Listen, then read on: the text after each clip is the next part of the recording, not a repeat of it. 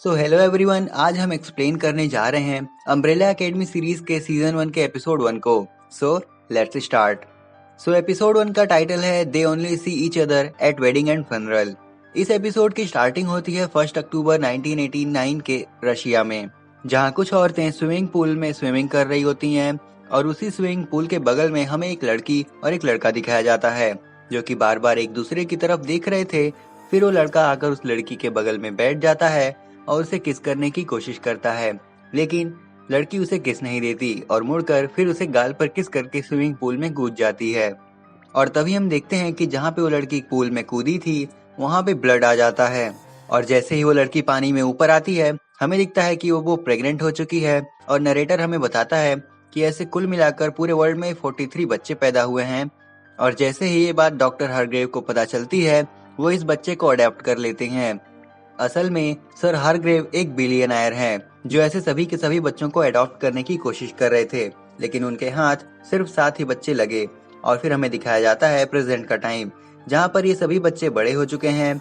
और फिर हमें दिखाया जाता है सबका इंट्रोडक्शन।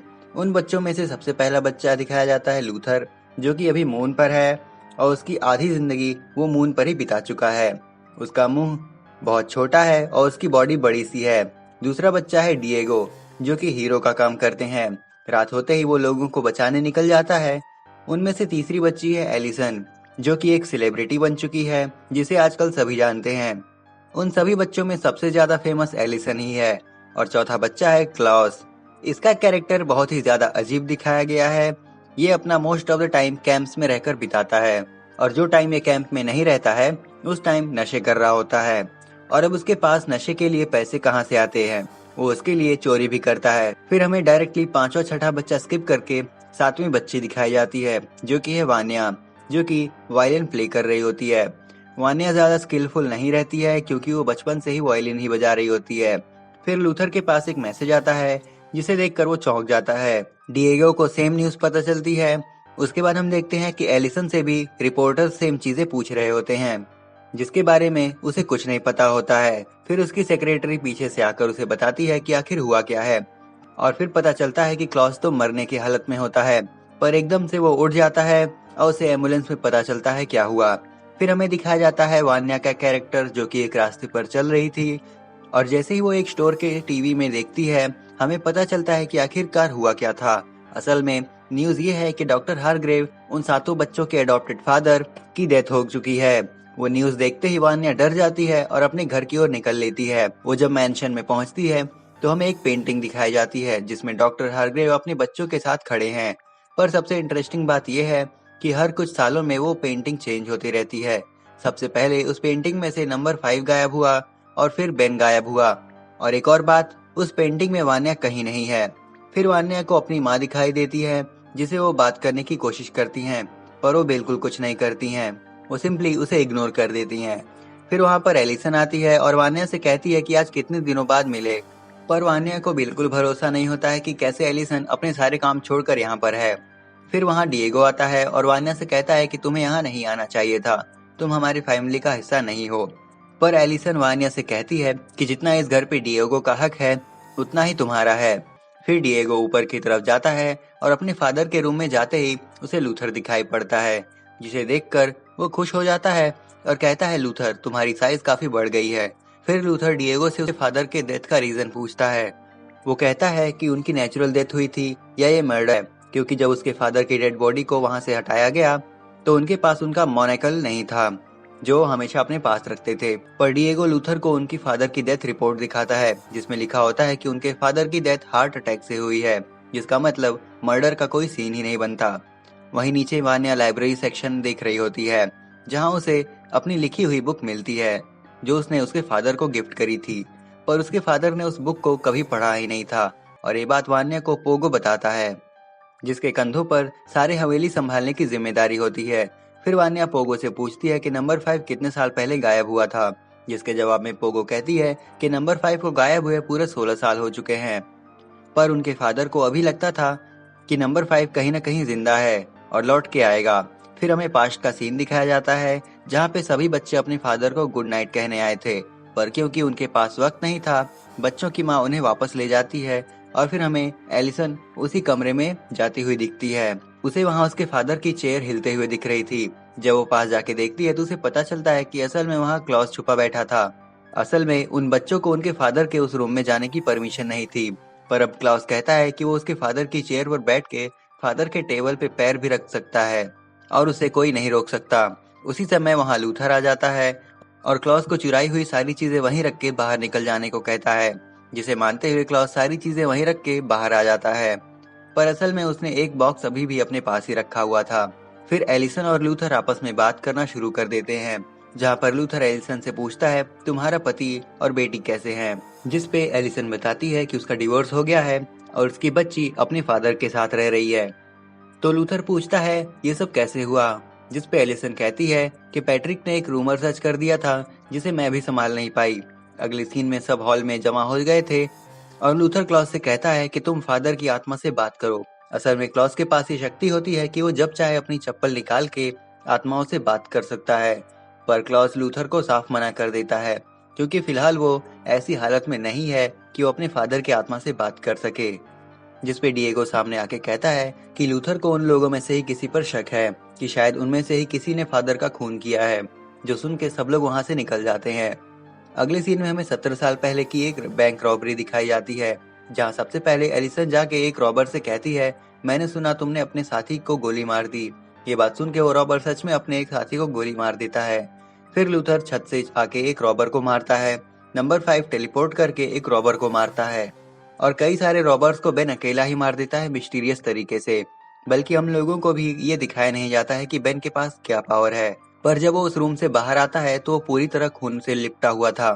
फिर सभी बच्चे और हॉस्टेज बैंक के बाहर आते हैं, जहाँ पूरी दुनिया उन्हें देख रही होती है और दूर से डॉक्टर हार्ग्रेव भी उन पे नजर रख रहे होते हैं नंबर 7 के साथ। नंबर 7 को बाकी बच्चों के साथ नहीं जाने दिया गया क्योंकि उसके पास कोई सुपर पावर नहीं होती। फिर डॉक्टर हार्ग्रेव नीचे जाके सभी को बताते हैं कि ये उनकी सुपर हीरोज की टीम है, जिन्हें उन्होंने द अम्ब्रेला एकेडमी में ट्रेनिंग दी है और यही हमारा फ्यूचर है। कट टू द प्रेजेंट, जहाँ क्लाउड अपनी चप्पल निकाल के अपने फादर की सूल से कनेक्ट होने की कोशिश करता है, पर नहीं हो पाता क्योंकि उसके फादर की सूल वहाँ थी ही नहीं। फिर सब लोग अपने काम में लग जाते हैं। जैसे ही लूथर म्यूजिक बजाता है सारी चीजें अपने आप हिलने लगती हैं। तो सब लोग बाहर जाके देखते हैं कि हो क्या रहा है। तो उन्हें वहाँ एक पोर्टल दिखता है जिसमें एक बूढ़ा इंसान होता है, पर जैसे ही वो इंसान उन लोगों की तरफ बढ़ता है वो नंबर 5 बन जाता है। फिर वो नंबर 5 सबसे पहले किचन में जाके खाना ढूंढने लगता है और सबको बताता है कि मैं असल में फ्यूचर में अटक गया था और वहाँ उसने काफी साल बिताए, जिसके मुताबिक उसकी उम्र 58 साल है। उसका शरीर भले ही बच्चे का हो, उसका दिमाग पूरी तरह से बड़े इंसान का हो गया है और उसे सब कुछ पता है जो कुछ भी हुआ है। उसे उसके फादर की डेथ के पीछे की सच्चाई भी पता है और बस इतना कह के नंबर 5 अपने रूम में चला जाता है कपड़े चेंज करने। जिसके कुछ समय बाद वान्या नंबर 5 को बेन के बारे में बताती है कि जैसे तुम गायब हुए थे बिल्कुल उसी तरह नंबर 6 भी गायब हो गया, बल्कि उसका स्टैचू भी यही घर के बाहर लगाया गया है। फिर सभी लोग उस स्टैचू के पास जाके अपने फादर को लास्ट बाय कह रहे होते हैं कि वहाँ लूथर और डिएगो आपस में लड़ बैठते हैं। दोनों एक दूसरे पर हमला करने लगते हैं। इस हाथापाई में बेन का स्टैचू भी गिर जाता है। फिर डिएगो गुस्से में आके अपना चाकू निकाल कर लूथर की ओर फेंकता है, जिसकी वजह से लूथर के हाथ को चोट लग जाती है। फिर लूथर घर के अंदर चला जाता है और यही हमें पता चलता है कि उनकी माँ को भूलने की बीमारी है। वो समय समय पे काफी सारी चीजें भूल जाती हैं। फिर से पास्ट का सीन दिखाया जाता है जहाँ 17 साल पहले डॉक्टर हार्ग्रेव उन बच्चों को ट्रेनिंग दे रहे होते हैं और वो उन ट्रेनिंग्स की सारी इन्फॉर्मेशन एक कैटलॉग में लिखते हैं, जहाँ वान्या भी उनके साथ होती है। फिर हमें दिखाया जाता है कि सारे बच्चों के हाथ पे अम्ब्रेला का मार्क बनाया जाता है। वो मार्क बस वान्या के हाथ पे नहीं बनाया जाता है, जिसकी वजह से वो काफी नाराज होती है और मार्कर से वैसा मार्क बना लेती है। फिर रात का सीन आता है जहाँ डॉक्टर हार्ग्रेव हर बच्चे के पास जाके उनके सर पे एक मशीन लगाते हैं जिससे वो जान सके कि वो बच्चे नॉर्मली सो रहे हैं या नहीं। तब उन्हें वान्या में कुछ अजीब हरकतें होती दिखाई देती हैं, जिसे वो अपने कैटलॉग में लिख लेते हैं। कट टू द प्रेजेंट, जहाँ वान्या घर में एंटर कर रही होती है, उसे किचन में नंबर 5 दिखता है जिसे कॉफी चाहिए होती है, पर घर में कॉफी ना होने की वजह से वो रेस्टोरेंट जाके कॉफी पीने का मन बना लेता है क्योंकि उसे कार ड्राइव करना आता है। दूसरी तरफ क्लॉज और डिएगो भी कार में बैठकर जा रहे होते हैं, जिन्हें लूथर खिड़की से चुपचाप देख रहा होता है।